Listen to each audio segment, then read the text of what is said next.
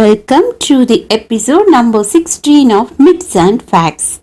Today's myth is cracking your knuckle causes arthritis. But the real fact is, the noise of cracking in our joints is actually nitrogen bubbles bursting in our synovial fluid.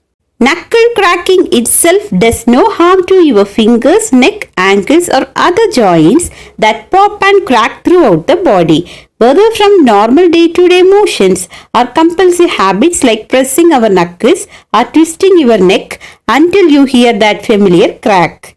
However, if you experience discomfort while cracking, then there could be a pre-existing condition that is aggravated by twisting and pressing the joint.